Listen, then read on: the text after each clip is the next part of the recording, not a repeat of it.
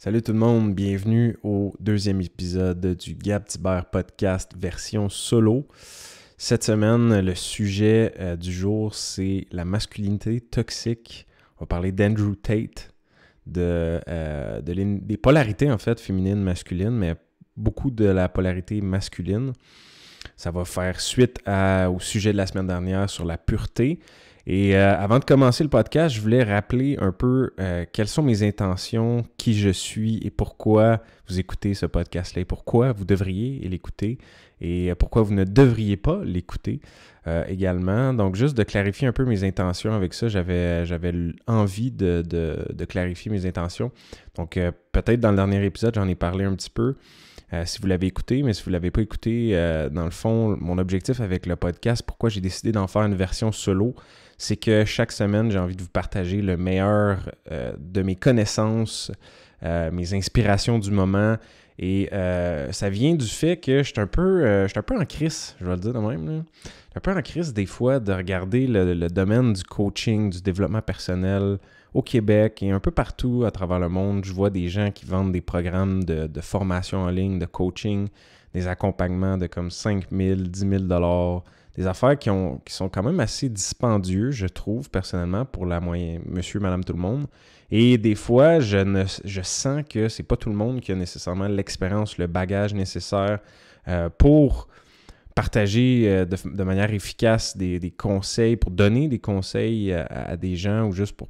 Bref, il y a toutes sortes de monde qui se lancent pour toutes sortes de raisons. Il y en a qui pour faire de l'argent, entre autres, c'est leur raison principale. Et moi, c'est pas la raison principale pour quoi je fais des formations, de l'accompagnement, du coaching. J'avais envie de juste vous partager un peu mon point de vue là-dessus parce que je pense que c'est important. Et c'est important de se questionner, de s'assurer de pas investir son argent, ou je dirais plutôt d'investir son argent intelligemment il y a toutes sortes de gens qui s'improvisent dans le domaine de la formation en ligne, du développement personnel, du coaching, surtout ces jours-ci. Mais c'est ça. Donc, moi, l'objectif que j'ai avec ce podcast-là, c'est de vous partager le meilleur de mes connaissances gratuitement, puis d'offrir des formations, des accompagnements abordables qui sont accessibles à tous et qui vont réellement transformer la vie des gens positivement.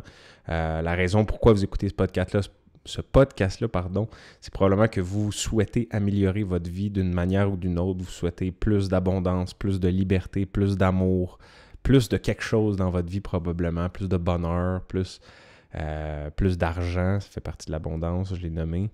Mais puis c'est à vous que je m'adresse, carrément. Si vous écoutez ce podcast-là pour être diverti, pour que ça soit drôle, peut-être c'est pas le meilleur endroit. Je suis peut-être pas le meilleur là-dedans en particulier, mais pour tous les gens qui ont des rêves, des ambitions, des objectifs à accomplir puis qui veulent devenir des meilleures personnes pour être en mesure de vivre la vie de leurs rêves, ben ça, je peux t'aider. Moi, ça fait bientôt 15 ans que je suis à la poursuite de mes rêves, que je me suis lancé dans le vide, dans l'inconnu.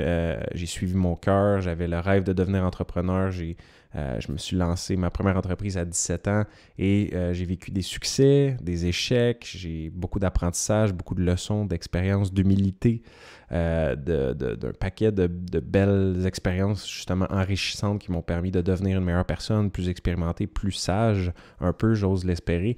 Et mon but, c'est de repartager ces connaissances-là parce que si je te donne une connaissance, moi, je l'ai encore et toi, t'en as acquéri une.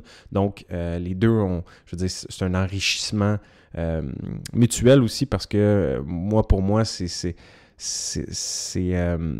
comment je dirais, ça donne un sens à ma vie d'aider des gens et c'est la raison pourquoi je fais ce podcast-là, c'est pour être au service des gens. Pour moi, c'est important d'avoir un équilibre dans ma vie, que ma vie, ça soit pas juste à propos de moi, à propos de mes désirs, de mes idées, de mes objectifs, mais aussi à propos de la collectivité. Donc oui, c'est quelque chose d'individuel, la vie, mais c'est aussi quelque chose de collectif. On fait partie du tout, on est le grand tout, we are one. Hein. Quand on dit we are one, c'est qu'on est tous interconnectés, mais en même temps, on est tous un individu, on est toute une goutte d'eau dans l'océan, on est tous tous l'océan dans une goutte d'eau à la fois. Donc, cette citation du poète Rumi qui me fascine. Moi, on peut prendre le temps de méditer sur cette citation-là qui est tellement une belle métaphore pour exprimer la vie, justement. Et c'est ça, on est une goutte d'eau dans l'océan, mais on a aussi l'océan dans une goutte d'eau. Et c'est la raison pourquoi je veux partager mes connaissances, mon expérience, mon bagage, parce que je pense que ça peut aider des gens. Et j'ai souffert beaucoup pour acquérir toutes sortes de connaissances. J'ai eu des mentors, moi aussi, qui m'ont partagé leurs expériences. Et je pense que moi, à travers la transmutation, je pourrais dire, de mes souffrances, de mes échecs, de mes épreuves, mes apprentissages que j'ai vécus, les challenges que j'ai eus dans la vie qui m'ont permis de grandir, de repartager les leçons que j'ai tirées de ces enseignements-là, c'est comme de faire honneur, si on veut, à l'expérience de la vie, à l'univers qui m'a fait vivre ces expériences-là aussi, puis à moi-même, à mon histoire, à mon passé et à qui je suis, à mon identité. Donc, c'est ça. Bref, c'est la raison pourquoi je veux partager avec vous. Et je suis heureux parce que le dernier podcast, la semaine dernière, je l'ai lancé. J'ai pas fait de promotion. J'ai juste eu l'inspiration de relancer le Gab Thibert podcast. Et au lieu de le faire avec des invités, de vraiment le faire en version moi qui jase solo avec vous. Mais j'ai envie de vous dire que c'est vraiment une expérience collective. Tu sais, c'est pas un podcast parce que tout seul, j'aurais bien beau jaser tout seul devant mon micro, devant ma caméra, mais je veux dire, je m'ennuierais là, à la longue parce que tu sais, je le fais pour vous, je le fais pour les autres, je le fais pour contribuer, pour servir, comme je disais, pour être au service de la communauté. Parce que je crois au pouvoir de la communauté et vous allez voir aujourd'hui, ça fait partie du sujet du jour parce qu'on va parler de masculinité toxique. C'est quoi ce terme-là? Qu'est-ce que ça veut dire, la masculinité toxique? Je vais vous dire, d'après moi, selon moi, c'est quoi et quelle est ma vision des choses sur ça. Mais c'est ça, en introduction, je voulais juste vous partager là, un peu brièvement pourquoi je fais le podcast, parce que je pense que c'est important. Et si vous avez envie de m'écrire aussi, puis c'est ça que je voulais dire, c'est la semaine dernière, j'ai lancé le podcast tout bonnement comme ça, puis il y a eu une centaine de personnes qui l'ont écouté en une semaine, fait que je suis vraiment content du résultat. Je m'attendais pas à autant de succès dès le début. J'ai même pas fait de promotion. Je n'ai même pas parlé sur mes réseaux sociaux que j'ai relancé le podcast. Je l'ai vraiment juste fait par inspiration comme ça. Puis ça a résonné, on dirait, parce qu'en tout cas, il y avait quand même une centaine de personnes qui l'ont écouté en moins d'une semaine. Fait que je trouvais ça impressionnant. Et je voulais vous dire merci. Merci si vous écoutez le podcast. Et la plus belle chose, le plus beau cadeau que vous pouvez m'offrir si vous obtenez de la valeur dans ce podcast-là, si ce que je vous dis fait du sens et ça résonne en dedans de vous, ça vous amène des nouvelles perspectives, une nouvelle façon de voir les choses, juste ça vous enrichit d'une certaine manière, ça vous apporte de la valeur. Écrivez-moi en privé, c'est la plus belle chose que vous pouvez faire, le plus beau cadeau que vous pouvez m'offrir parce que j'offre ça tout bonnement, gratuitement. Je vais offrir le meilleur de mes connaissances à chaque semaine, prendre une demi-heure, une heure pour connecter avec vous. Et si vous avez des questions, des sujets, des idées à me partager, écrivez-moi aussi en privé, ça va me faire un grand, grand plaisir. Justement, c'est un podcast qui est collectif, c'est une expérience qui n'est pas juste pour moi, comme je disais. Donc vraiment, si vous avez des idées, je veux que ça soit quelque chose, que ça soit un échange, que ça soit donnant de tous les côtés. Donc, si vous avez envie d'entendre parler d'un certain sujet, vous avez des questions ou des défis dans votre vie personnelle, vous pouvez m'écrire, m'envoyer vos questions. Ça peut rester anonyme, vous pouvez me le spécifier. Puis je vais traiter de ça peut-être dans un podcast, dans un épisode. Puis ça peut potentiellement aider d'autres gens aussi et vous aider. Donc, si vous avez des questions, des idées, des suggestions, des commentaires, pistes d'amélioration, peu importe, écrivez-moi, ça me fait vraiment plaisir de connecter avec d'autres beaux humains, humaines. Donc, aujourd'hui, le sujet du jour, masculinité toxique, ces temps-ci, j'écoute Andrew Tate. Je ne sais pas si vous connaissez, mais il y a un podcast gratuit sur Spotify qui s'appelle Hustlers University. Je le conseille à tous ceux qui sont en entrepreneuriat, tous ceux qui veulent se lancer en business. C'est vraiment bon. Vraiment, vraiment bon. Andrew Tate, c'est un personnage assez coloré. Il est très populaire. Il est devenu populaire dans les 3-4 dernières années, je dirais. Puis, il y a eu comme un gros scandale, parce que là, il a fait de la prison en Roumanie parce qu'il aurait exploité un réseau de, pas de pédophilie, mais de proxénétisme. Je pense qu'il est accusé de proxénétisme, donc d'avoir utilisé des femmes, peut-être même des mineurs, je pense, impliqués là-dedans dans un réseau de trafic virtuel, là, si on veut. Lui, il est devenu riche, entre autres, grâce à une business de webcam où est-ce qu'il y avait des filles qui travaillaient pour lui, qui faisaient, dans le fond, de la webcam en ligne, là, où est-ce qu'il se dénudait tout nu en ligne devant une caméra. Donc, je ne sais pas exactement le terme, comment ça s'appelle, là, mais c'est comme un peu de travail dans le domaine du sexe, on va dire, je pense. Puis, fait qu'Andrew Tate est devenu riche comme ça, multimillionnaire, puis a fait des cours. Après ça, il est devenu coach aussi, comme il a sorti des formations un peu dans le courant populaire de nos jours. Donc, il a vendu des formations pour aider les gens à devenir millionnaires. Et c'est ça. Et Andrew Tate, pourquoi, c'est quoi le rapport avec le sujet de la masculinité? C'est que, pour moi, il représente un peu un homme déséquilibré. Mais grandiose en même temps. Un homme dans sa pleine puissance, mais déséquilibré, désaxé, on pourrait dire. Mais il est comme je cherche mes mots en français, là, je vais utiliser peut-être des anglicismes, mais il est comme un pilier qui incarne, si on veut, le masculin. On pourrait dire toxique, même si j'aime pas le terme de masculinité toxique, parce que pour moi, l'homme a été malmené beaucoup dans la société, où l'image de l'homme, pas l'homme spécifiquement, mais l'image de l'homme a été attaquée, je pourrais dire, dans les 50-100 dernières années, avec la montée du féminisme. Et ce qui était un peu normal, peut-être on pourrait dire le retour du balancier, parce que pendant longtemps, les femmes ont été opprimées, ont été oppressées, il n'y avait pas le droit de vote, ils étaient considérés comme inférieurs à l'homme. Et je pense que les hommes et les femmes sont égaux, absolument. On est tous égaux, mais on est très différents. On est égaux et différents. Et j'en ai parlé peut-être un peu dans l'autre podcast, mais dans le fond... c'est ça, on est très différents et la montée du féminisme, on pourrait dire, est venue peut-être, on est allé de l'autre bord du balancier où est-ce que là, c'est comme les femmes, puis on oublie ce que les hommes sont bons à faire, on dénigre les hommes, tous les hommes sont des trous de cul, machos, pensent juste au sexe ou quoi que ce soit. Je veux dire, on a peint l'image, même quand on regarde les Simpsons, quand on regarde des émissions populaires. L'homme est rarement mis de l'avant. On ne met pas en valeur les hommes. On regarde une émission comme les Simpsons, le père est comme un alcoolique fini. Dans les films de Disney, c'est comme un peu la même chose.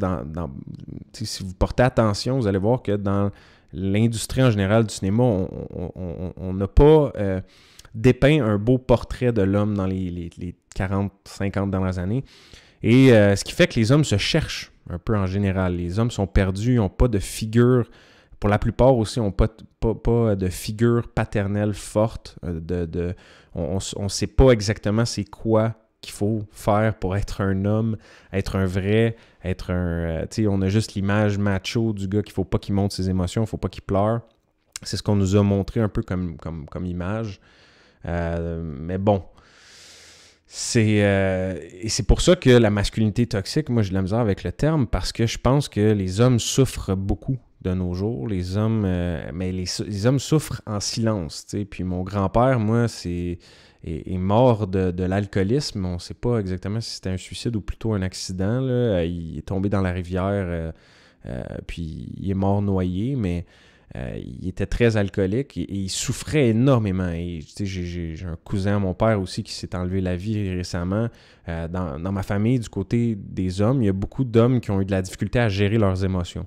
Une de mes bonnes amies, France Gauthier, aussi, son père s'est enlevé la vie pour les mêmes raisons à peu près. Il n'était pas capable de gérer ses émotions. Et les hommes ont beaucoup de difficultés à gérer leurs émotions et les hommes souffrent de ça parce que c'est mal vu comme comme un homme d'exprimer ses émotions. Encore aujourd'hui, encore en 2023, il y a encore des tabous, il y a encore des stéréotypes, il y a encore un certain malaise, on pourrait dire, face à ça.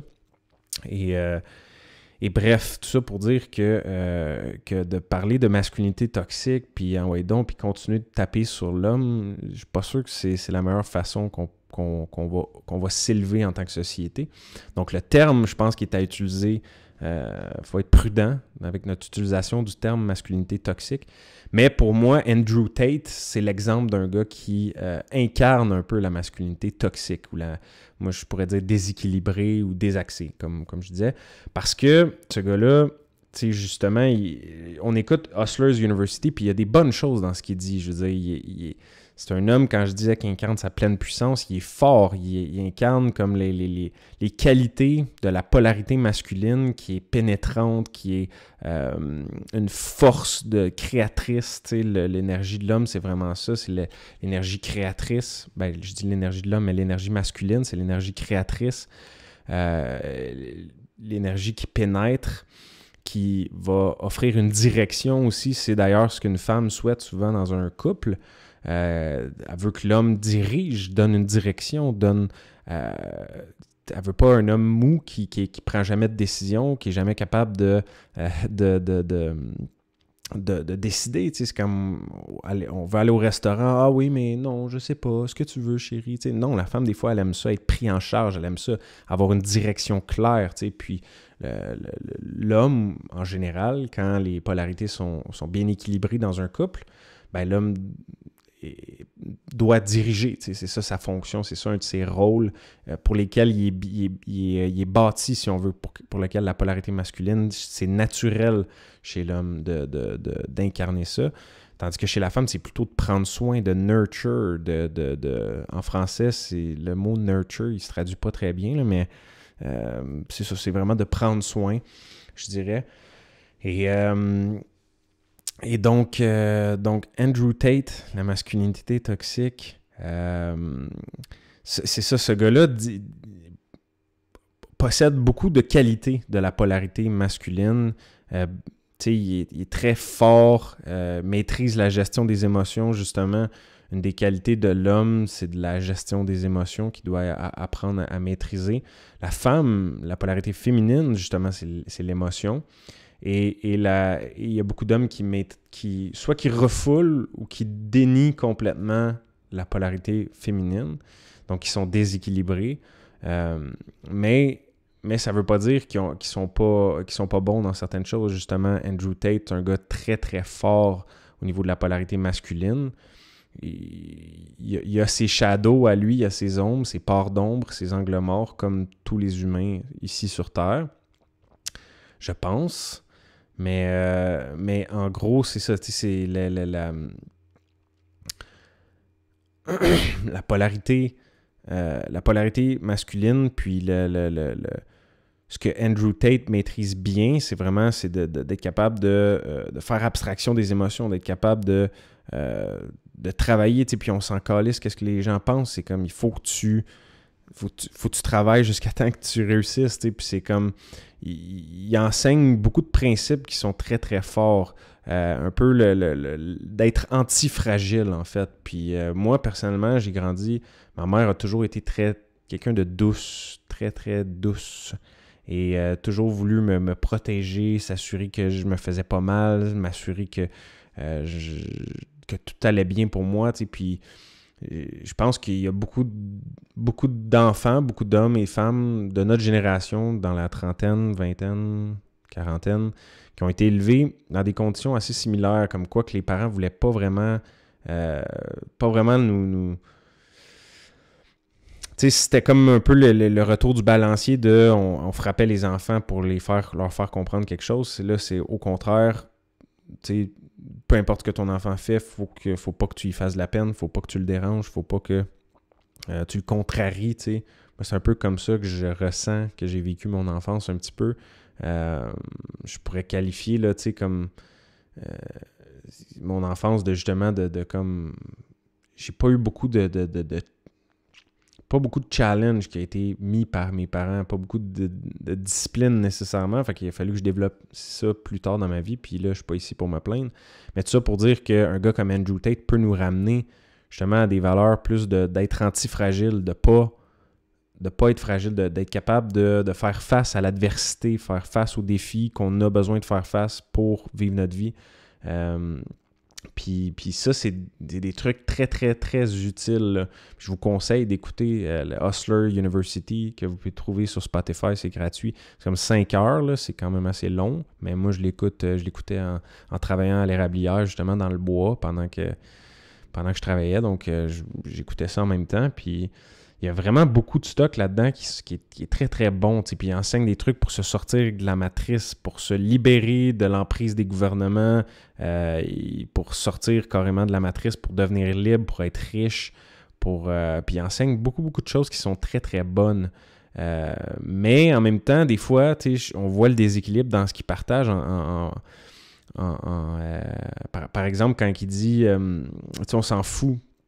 On s'en fout des autres. Lui, il donne l'exemple d'une compagnie qui, jusqu'à Noël, ont comme pris les commandes de tout le monde, puis le jour de Noël, ils ont fermé, ils n'ont pas livré un seul cadeau, puis le propriétaire de cette entreprise-là a empoché comme plusieurs millions de dollars dans ses poches. Puis il donne l'exemple en disant, on s'en fout du reste du monde, c'est comme en poche, c'est toi le plus important en premier, puis fuck le reste, fuck le monde, prends l'argent, puis décris, Fait que c'est comme des principes. Tu te dis, wow, OK, on n'a pas les mêmes valeurs nécessairement, puis je pense que c'est un gars qui est déconnecté de sa spiritualité. Là, en parlant de spiritualité, justement, je voulais y toucher à l'introduction, puis j'ai oublié, mais pour moi, la spiritualité, puis ça fait partie des sujets que vous allez entendre parler dans le podcast, justement, puis il y a des bonnes chances d'être ouvert à ça si vous écoutez ça en ce moment, mais pour moi, la spiritualité, la définition de la spiritualité, c'est la connexion à soi et à la nature. Parce que je considère aussi, on pourrait dire juste la connexion à la nature parce qu'on fait partie de la nature, on est la nature, donc on est une extension ou même pas une extension, on est la nature dans le fond. La nature, c'est tout. Tout est énergie, tout est vibration, tout est fréquence, puis on fait partie de ce grand tout-là, de l'univers en tant que tel. Donc pour moi, la connexion à l'univers, la connexion à la nature, connexion à Dieu, ça c'est du domaine de la spiritualité. Dès qu'on tombe dans le monde métaphysique, donc tout ce qui est au-delà de la physique qu'on peut toucher, du monde matériel qui nous entoure, ça tombe dans la spiritualité. Donc pour moi, quand je parle de spiritualité, je parle de ça. Je parle pas nécessairement d'astrologie ou de trucs d'extraterrestres ou peu importe. Non, c'est très concret pour moi la spiritualité. Et c'est quelque chose de très personnel à chacun. On a chacun notre relation avec la nature, avec l'univers, avec nous-mêmes, puis avec notre profondeur, notre individualité, si on veut. Là, je suis en train de m'écarter, pardon. Mais on parlait de... c'est ça, Andrew Tate, un gars déconnecté de la nature, carrément. Puis ça vient d'un peu de la société. On est encouragé à aller dans la société est matérialiste, excusez-moi, présentement. Je veux dire, la société mainstream, là, en général, on grandit dans une société qui est matérialiste, qui ne considère pas l'invisible dans la totalité, dans le grand tout, si on veut, dans l'expérience humaine présentement. C'est comme... ça fait pas partie de l'équation pour l'instant. Et c'est dommage parce que je pense que ça ferait beaucoup de bien à notre société en général si nos enfants, au primaire, c'est une des premières choses qu'on établirait, c'est les fondations de qui es-tu vraiment. Tu es un être humain, connecté à la nature, connecté au grand tout, à l'univers, puis tu en fais partie, tu es le grand tout, toi aussi. Puis si on enseignait ces principes-là, puis la gestion des émotions, puis des choses comme ça à nos enfants, le subconscient, le conscient, on vivrait dans un monde complètement différent, tu sais, puis probablement que c'est vers ça qu'on s'en va, je pense, en tout cas, j'espère, je crois, et je veux y contribuer à ma façon, mais c'est ça, Andrew Tate, c'est un gars hyper matérialiste, où est-ce qu'il est complètement déconnecté de la nature et du sens profond de la vie. Et c'est là que je pense que c'est intéressant parce qu'il apporte des bons points. Puis moi, c'est pour ça que je trouve ça intéressant d'écouter un gars comme ça, parce que même si je suis pas du tout d'accord avec plein de choses qui amènent, de la façon qu'il parle des femmes, qui traite les femmes, qui conçoit les femmes. Pour moi, ça résonne pas du tout avec moi, mais je suis quand même curieux d'écouter un gars comme ça parce que c'est un phénomène et il est suivi par des millions de personnes à travers la planète. Donc, il y a une influence concrètement sur notre réalité à tous, là, la réalité qu'on crée collectivement. Et c'est ça, je vais prendre une petite gorgée là, d'ailleurs de mon bouillon de poulet. Je ne sais pas si vous buvez ça, vous autres, bouillon d'os. En fait, c'est même pas bouillon de poulet, je dis bouillon de poulet, je suis dans le champ. C'est du bouillon d'os, bone broth. Vraiment bon.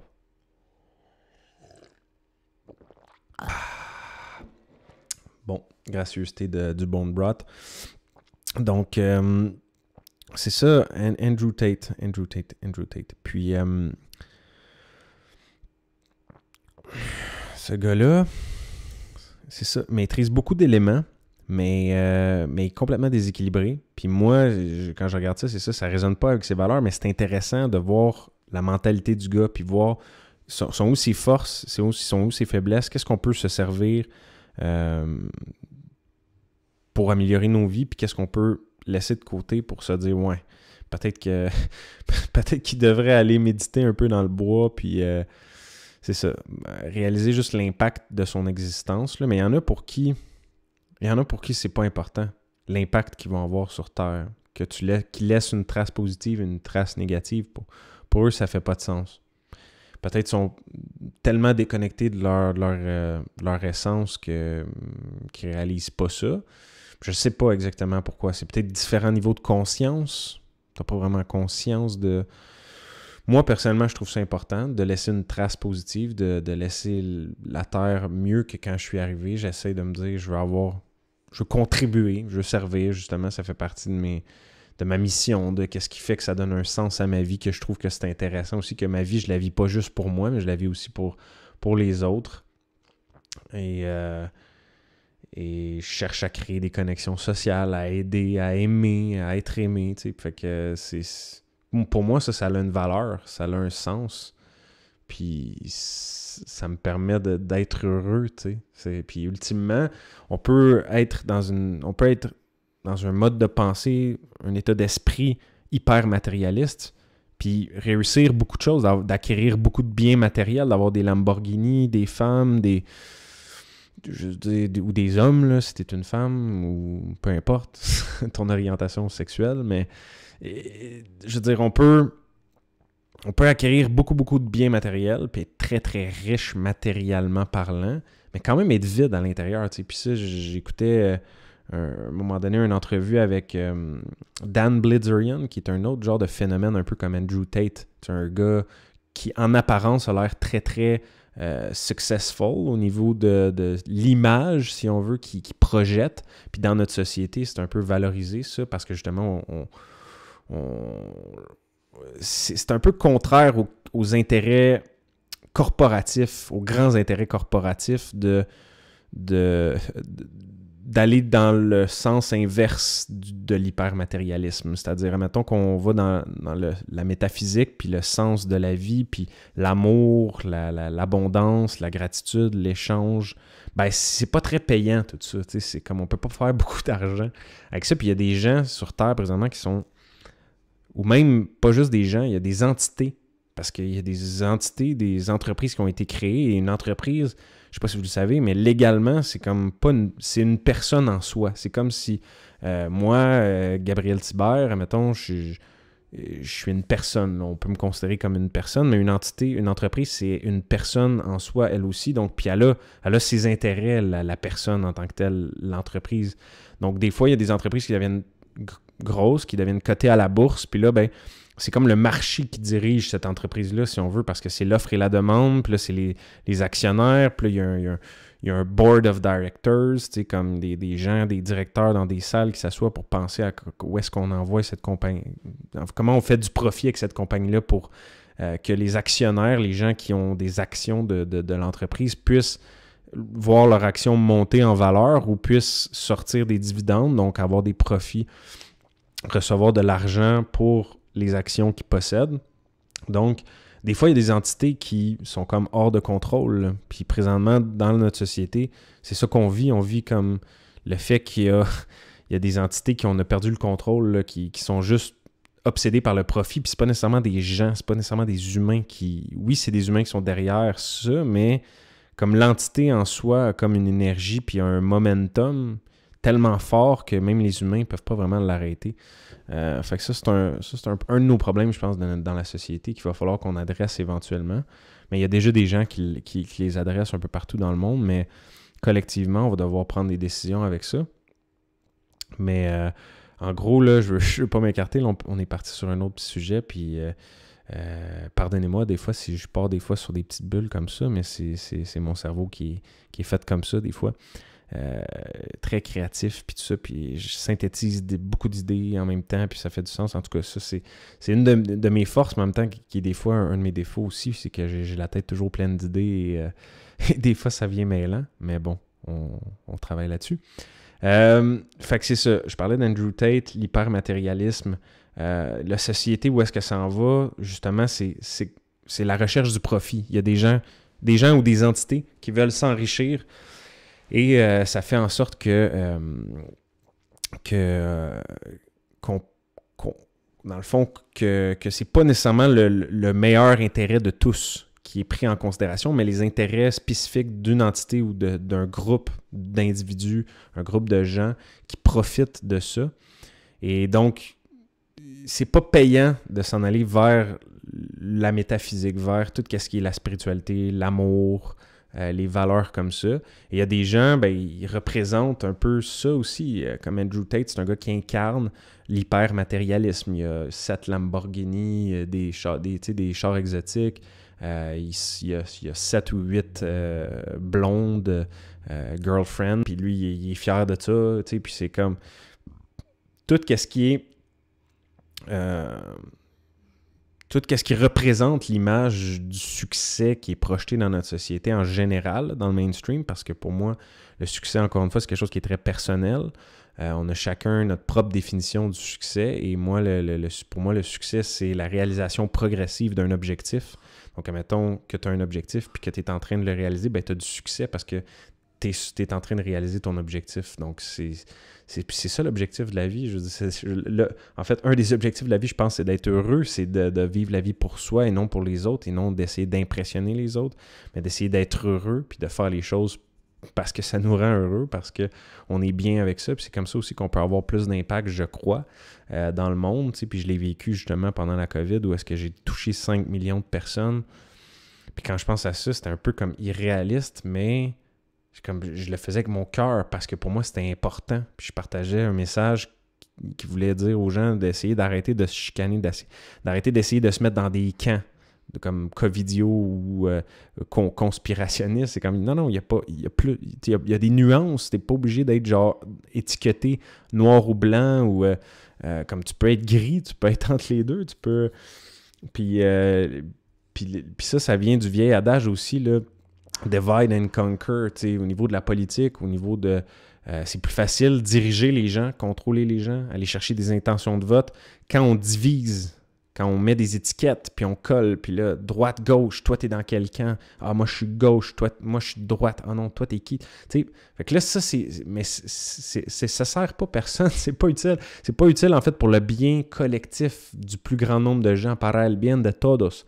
La fameuse citation, moi, que j'adore, qui vient je pense, d'Amérique du Sud.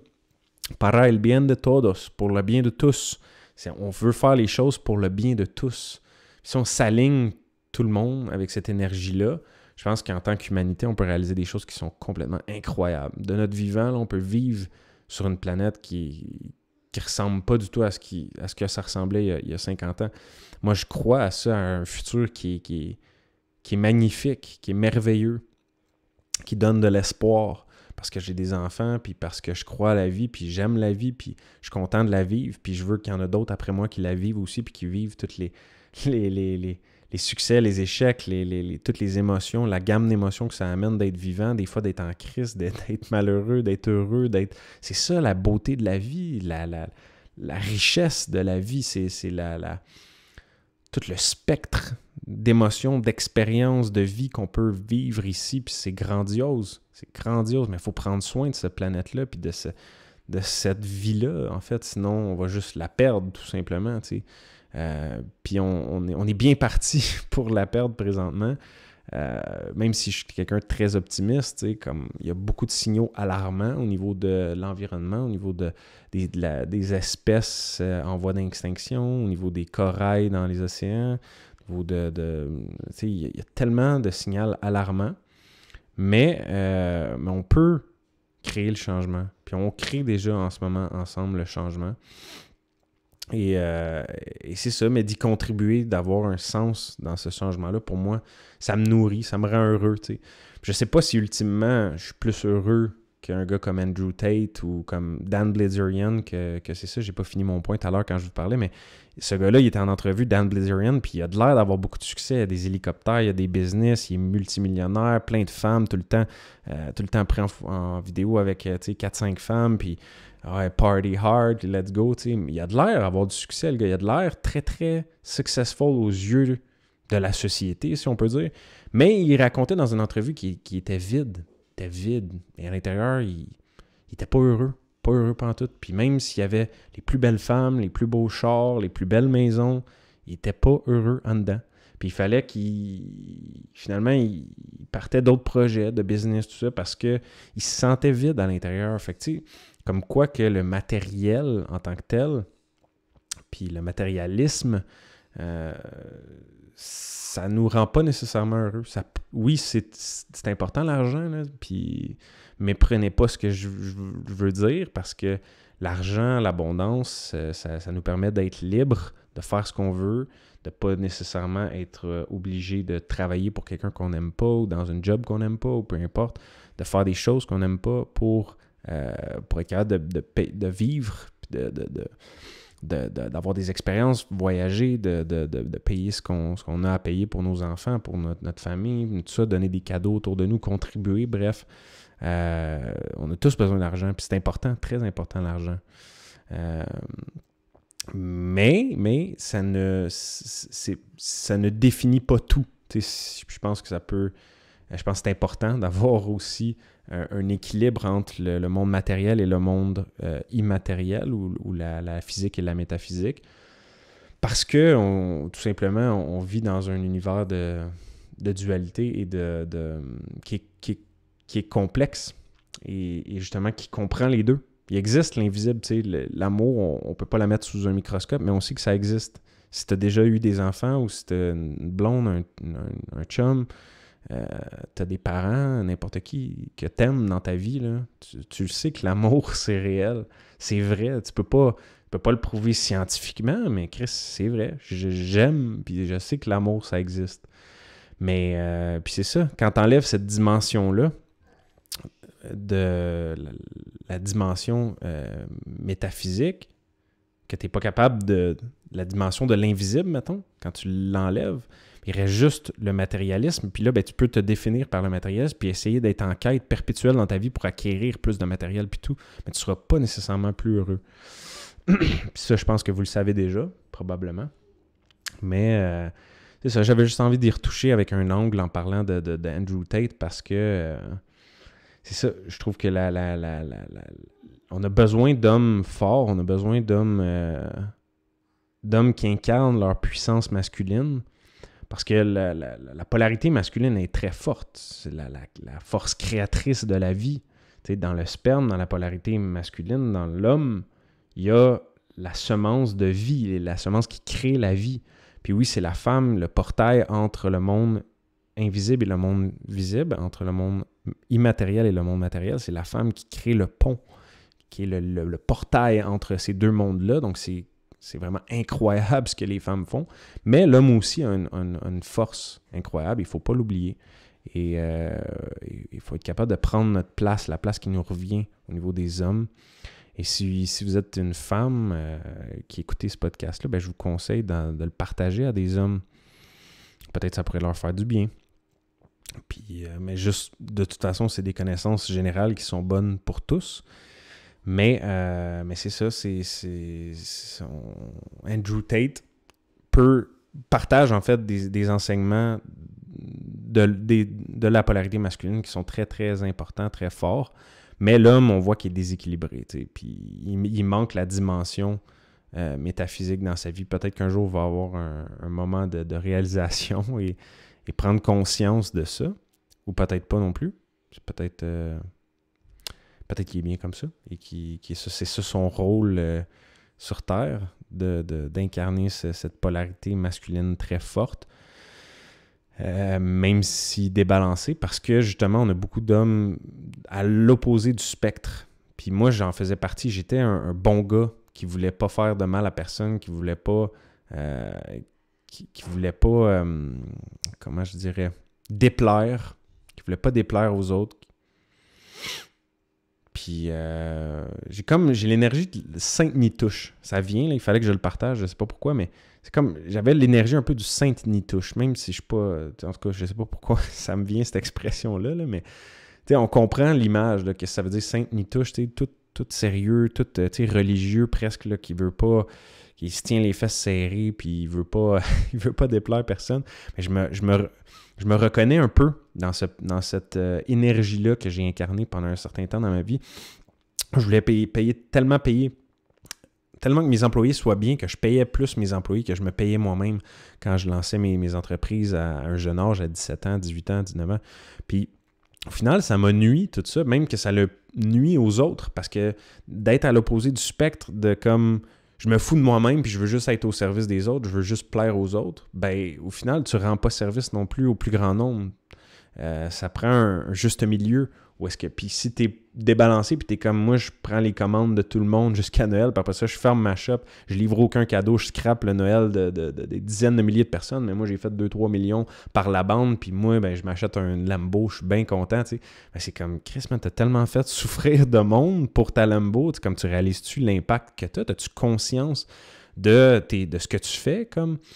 Puis, mais d'être à l'opposé, c'est pas mieux de vouloir tellement s'oublier puis tellement se donner aux autres qu'au final, tu te détruis à petit feu. Puis là, finalement, t'es pas bien financièrement, t'es pas bien au niveau énergétique, t'es pas bien au niveau spirituel parce que t'as pas d'équilibre, tu nourris pas nécessairement ton enfant intérieur, tu fais pas des choses qui te font plaisir à toi, tu sais, spécifiquement, pas juste aux autres.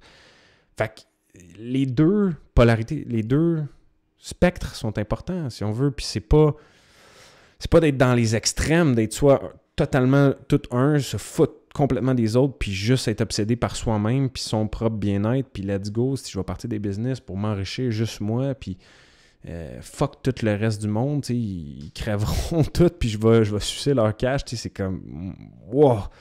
Puis ça, c'est un peu les enseignements qu'Andrew Tate partage, tu sais, là, j'exagère un petit peu juste pour vous donner une image, là, mais c'est pas très loin de la réalité, tu sais, puis mais en même temps, de la façon qu'il communique les choses, puis là, tu sais, en un podcast de 30 minutes, 40 minutes, je pourrais pas explorer en détail 5-6 heures de contenu qu'il fait dans son université, là, en ligne, mais c'est ça, tu sais, c'est le gars... Le gars, il est quelque chose, tu sais. Il est quelque chose, puis ça vaut la peine, tu sais, d'écouter ce qu'il a à partager, puis après ça, de retenir juste le bon.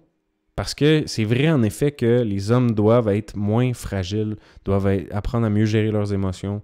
Puis on a été élevés en général, comme je disais tantôt, dans un spectre un peu plus de faire plaisir aux autres, de toujours plaire, d'être un bon petit garçon. Puis ça, c'est nos mères, surtout, ont été élevées pour élever des petits garçons qui feront pas de la peine aux autres petites filles, puis tout ça. Puis on a comme...